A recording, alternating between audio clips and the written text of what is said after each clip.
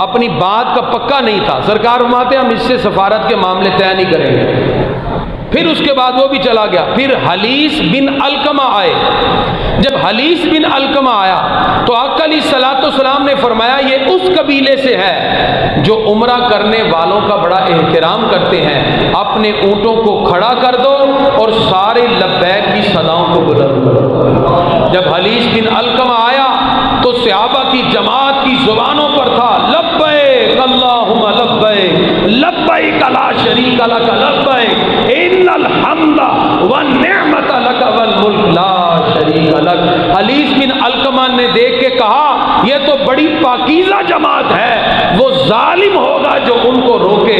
اور جا کے کفار مکہ سے کہا میں اپنی آنکھوں سے دیکھ کے آیا ہوں مسلمان تو احرام باندھ کر لبیک کی صدا کو بلند کر رہے ہیں, ان کو آنے دیا جائے. پھر کفار مکہ نے سامعین کرام تاریخ اسلام میں ایسے بہت سے ادوار موجود ہیں جن میں اسلام کے حوالے سے بڑے اہم ترین فیصلے تاریخ کے دامن میں موجود ہیں.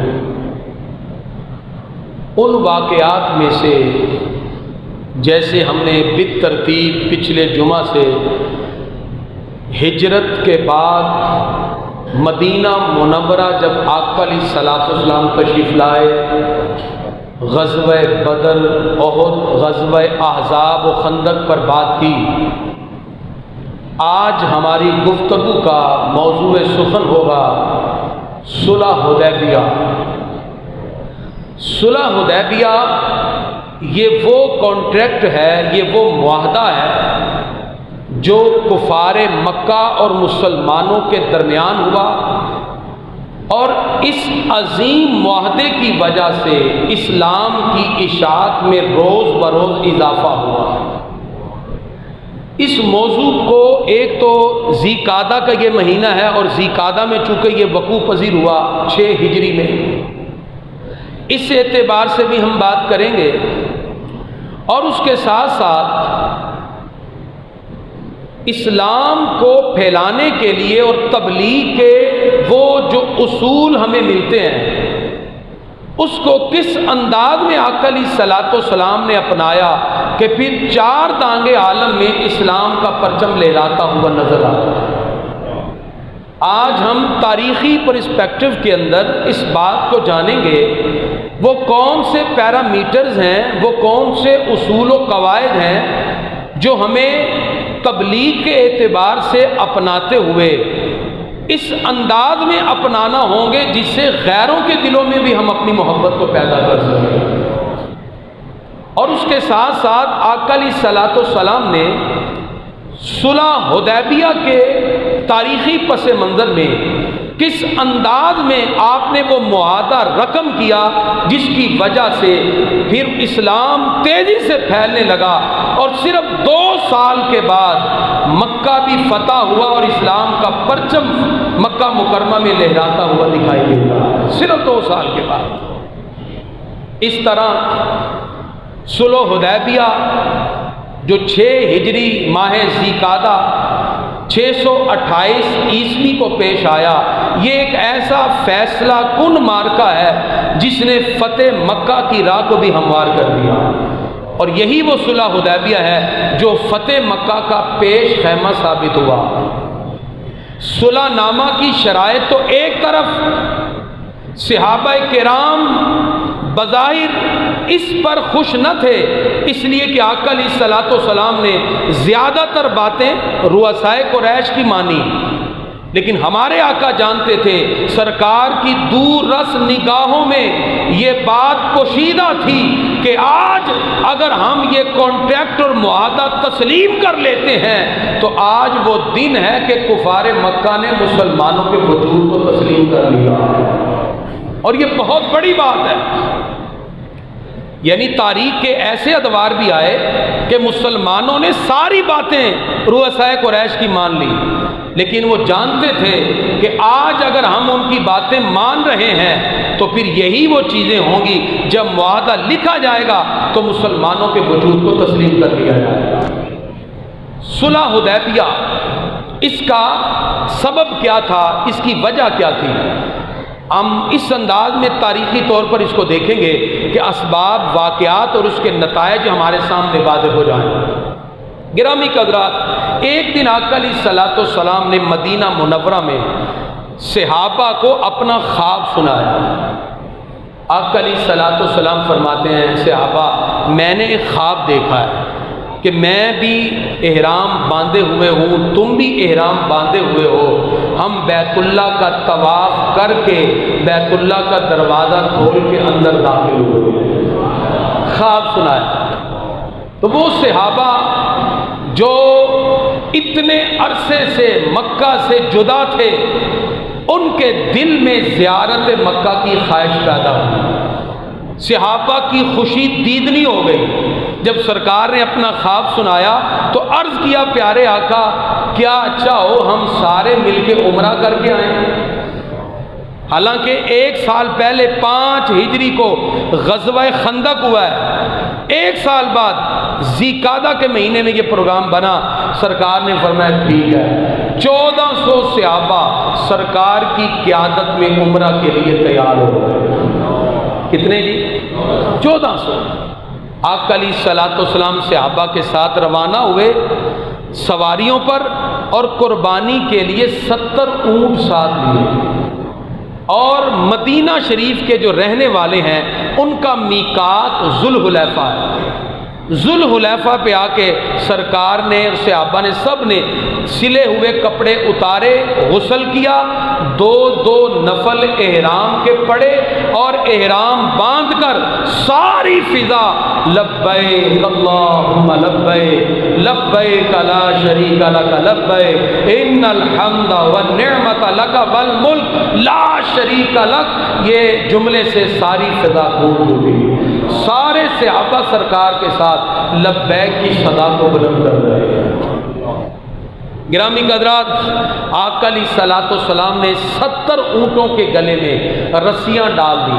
اس وقت یہ رواج تھا، جو اونٹ اللہ کے نام پہ ذبح کرنے کے لیے لوگ لے کے جاتے، ان پر سواری نہیں کرتے تھے، سامان نہیں لاتے تھے، کیونکہ وہ اللہ کے لیے ہیں، لہذا ان کے گلے میں قلادہ پہنا دیا جاتا تھا، ان کے اوپر تھوڑا سا زخم کا نشان لگا کر وہ خون ان کے کوہان پہ مل دیا جاتا تھا۔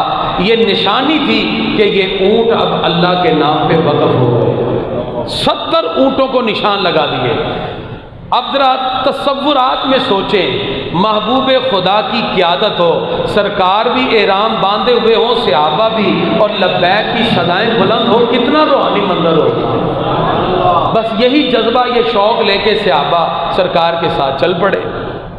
راستے میں اطلاع ملی کہ کفار مکہ جنگ کی تیاری کر رہے ہیں، اور وہ مسلمانوں سے جنگ کے لیے تیار ہو چکے ہیں۔ آقا علیہ الصلوۃ والسلام کو پتہ چلا کہ مکہ مکرمہ سے پہلے ایک جگہ ہے، وہاں جس کو قراء الغیم کہتے ہیں، 200 سوار تیر اور نیزے کے ساتھ مسلمانوں کا راستہ روکنے کے لیے کھڑے ہوئے۔ آقا علیہ الصلوۃ والسلام نے صحابہ سے کہا، ہم لڑنے تو آئے نہیں، راستہ تبدیل کر دو۔ جو اہم شہرات تھی اس کو چھوڑ دیا، راستہ تبدیل کیا۔ چھوٹی چھوٹی گھاٹیوں، پہاڑوں سے ہوتے ہوتے آقا دو جہاں صلی اللہ تعالی علیہ وآلہ وصحبہ وبارک وسلم آپ ثنیۃ المرام کی جگہ پر پہنچے، جہاں ایک بہت بڑا درخت تھا، وہاں آ کے سرکار کی اونٹنی بیٹھ جاتی ہے۔ یہ جو جگہ ہے نا ثنیۃ المرام، یہ مکہ سے صرف 3 میل کے فاصلے پر ہے، یعنی مکہ صرف 3 میل کے فاصلے پہ رہ گیا۔ جب اونٹنی بیٹھ گئی، قصبہ اونٹنی ثنیۃ المرار پر، تو صحابہ عرض کرتے ہیں، پیارے آقا لگتا ہے اونٹنی تھک گئی ہے۔ سرکار فرماتے نہیں، یہ تھکی نہیں ہے، یہ رب کے حکم سے بیٹھی ہے۔ تم بھی سارے اپنا سامان اتارو اور ہم یہیں اسی جگہ پر اپنا خیمہ لگا کے یہیں بیٹھیں۔ صحابہ بھی بیٹھ گئے۔ اب بیٹھ تو گئے، لیکن ہمیشہ اس جگہ پڑاؤ کیا جاتا ہے جہاں پانی ہو، وہاں دور دور تک پانی کوئی نہیں ہے، اور پانی کے بغیر بندہ 2-3 گھنٹے نکالے، گرمیوں کے دن کیسے نکلیں گے؟ عرض کی پیارے آقا پانی نہیں ہے۔ آقا علیہ الصلوۃ والسلام صحابہ کو بھیجتے ہیں، ایک پرانا سا کنواں نظر آیا، اس میں تھوڑا سا نیچے پانی صحابہ نے جلدی لیا، وہ چند لوگوں نے پورا ختم ہو گیا۔ عرض کیا پیارے آقا پانی ختم ہو گیا ہے؟ سرکار فرماتے ہیں اچھا آگے بڑھے، محبوب خدا نے پانی منہ میں لیا، کلی سرکار نے کنویں میں فرمائی، صحابی سے کہا یہ خیمہ گاڑو۔ صحابی کہتے ہیں جیسے میں نے خیمہ اس میں جا کے نیزہ گاڑا تو ایک خیمے کی طرح پانی اچھل کر نکلتا ہے اور ہر طرف پانی ہی پانی ہو جاتا ہے۔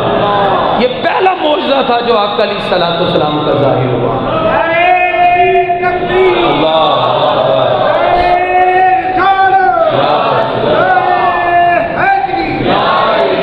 ہر طرف خوشی کی انتہا ہے، یعنی جیسے ہی نیزہ گاڑتے ہی پانی ایسے خیمے کی طرح اچھلا اور ہر طرف فوارے کی طرح پانی پھوٹ پڑا۔ صحابہ پانی پیتے بھی ہیں اور اس سے فائدہ حاصل کرتے ہیں، ہر طرف خوشی کی لہر دوڑ رہی ہے۔ یہ پہلا معجزہ ظاہر ہوا۔ اس کے بعد آقا علیہ الصلوۃ والسلام جلوہ فرمائے، بدیل بن ورقہ اپنے قبیلے کے لوگوں کے ساتھ آئے۔ عرض کیا آپ یہاں کیوں آئے ہیں؟ سرکار فرماتے ہم تو عمرہ کرنے آئے ہیں۔ انہوں نے دیکھا احرام باندھے ہوئے ہیں، انہوں نے جا کے کفار مکہ سے کہا مسلمانوں سے لڑو نہ، وہ تو عمرہ کرنے آئے ہیں۔ پھر انہوں نے مقرض بن حفص کو بھیجا کفار مکہ نے، لیکن یہ بندہ اپنے عروہ بن مسعود ثقفی کو بھیجا۔ اب عروہ بڑا چلاک تھا، یہ بڑے بڑے درباروں میں جاتا تھا، کیسر و کسرا ایران کے بادشاہوں میں ٹیبل ٹاک کرنے، گفتگو کرنے یہ سفیر بن کے آیا کافروں کی طرف سے۔ توجہ، گفتگو کا انداز دیکھیے، عرب کے اندر جب کسی سے بات کی جاتی تھی تو قریب بیٹھ کے بات ہوتی تھی۔ ادھر آقا علیہ الصلوۃ والسلام کے صحابی مغیرہ بن شعبہ کھڑے ہیں، ادھر حضرت ابو بکر صدیق رضی اللہ عنہ، ادھر فاروق اعظم مولا علی، 1400 صحابہ کھڑے ہیں۔ عروہ بن مسعود سرکار کے قریب بیٹھا اور گفتگو کا آغاز کرتے ہوئے اس نے کہا میں آپ کو مشورہ دیتا ہوں آپ واپس چلے جاؤ۔ سرکار نے ہم تو عمرہ کرنے آئے ہیں۔ اس نے ایک جملہ بڑا سخت کہا، اس نے کہا اگر آپ ہمارے ساتھ لڑو گے تو میں دیکھ رہا ہوں یہ جتنے تمہارے ساتھی ہیں نا یہ سارے تمہیں چھوڑ کے چلے جائیں گے، سارے تمہیں چھوڑ کے چلے جائیں گے۔ حضرت ابو بکر صدیق کو جلال آ گیا، آپ نے اس مقام پر اس کو اتنی گندی گالی دی جو میں منبر پہ بیٹھ کے ترجمہ گالی نہیں کرتا، بخاری میں موجود ہے۔ آپ نے کہا امسس بادر اللہ، دفع ہو جا یہاں سے، تو ہمیں کہتا کہ ہم اپنے آقا کو چھوڑیں گے؟ خدا کی عزت کی قسم سب کچھ قربان ہو سکتا ہے، محبوب کا دامن نہیں چھوٹ سکتا۔ اس نے اپنی بات کرتے ہوئے، عرب کے اندر جو عاجز ہوتا تھا وہ کسی کی داڑھی کو ہاتھ لگا کے بات کرتا، یا انداز ہم کا جو عاجزی سے بات کرتا وہ ایسے داڑھی پہ ہاتھ لگا کے، یعنی یہ اظہار کرتا کہ ہم کمزور ہیں، تذلل ہیں، آپ ہماری بات مان لیں۔ تو اس نے اپنا ہاتھ سرکار کی ریش مبارک کی طرف ایسے کیا تو مغیرہ بن شعبہ نے آگے بڑھ کے تلوار کا ایسے پچھلا حصہ مارا اور کہا اب اگر تو نے اپنا ناپاک ہاتھ میرے آقا کی داڑھی کی طرف اٹھایا تو اللہ کی عزت کی قسم میں تیرے ہاتھ کو کاٹ کے رکھوں گا۔ تیری کیا مجال کہ میرے آقا کے سامنے اپنا ہاتھ اٹھائے؟ یہ سارے کام سرکار کے سامنے ہو رہے ہیں۔ آج جو لوگ کہتے ہیں جی دیکھیں نرمی سے بات کرو، گستاخوں سے نرمی نہیں ہے۔ ہمارے آقا کی موجودگی میں ابو بکر صدیق کا امسس بدر اللہ اتنی گندی گالی دینا اس بات کی دلیل ہے کہ گستاخ کو جواب دیتے ہوئے اگر فرط جذبات میں اگر کوئی گالی بھی دے دے